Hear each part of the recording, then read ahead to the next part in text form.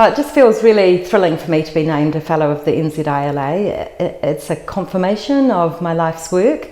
I left school and chose landscape architecture, or it chose me in 1979. It really feels like a recognition of the contribution that I've made to the Institute, and I think it's just really confirming. Being nominated a Fellow of the Institute, especially by my female colleagues, is a real honour and came as quite a surprise. I think I've spent, think about my career going through landscape architecture. I've always looked up to the Fellows as people who are supportive and selfless and encouraging. And I've always looked at myself as somebody who just does what I think is right, and I've probably been a bit argumentative, been a centre of conflict, and probably a bit bolshy. So to be recognised as one of those people is really humbling, and it's made me reflect a little bit on, maybe I need to just chill out a little bit, or maybe not. I feel like I'm standing on the shoulders of giants. One of those giants has to be Megan Raitt. There's two emotions for me, really. First one is I feel really humble because you get nominated for this, and the people that nominated me I have immense respect for, so that's pretty humbling in itself.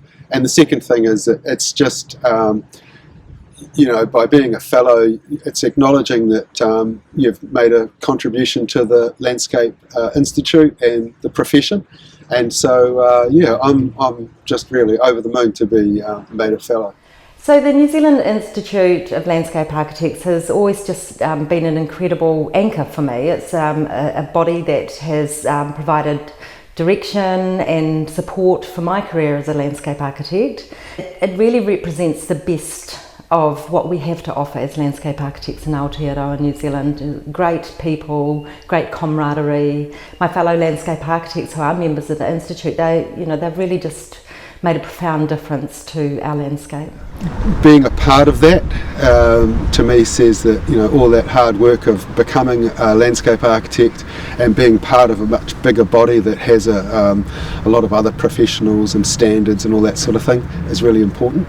It's a collection of like-minded people who are encouraging and supportive, and there's a collective knowledge and support network amongst us that's really powerful. It is the people, but we also have a very definitive role in our communities, which is to, lead the shaping of our urban spaces, but also our environment in general. And I think as an Institute of Landscape Architects, as opposed to landscape architecture, I think there's something there that maybe we can have a think about in the coming years and decades. Are we an institute of people, or are we an institute that looks after our environment?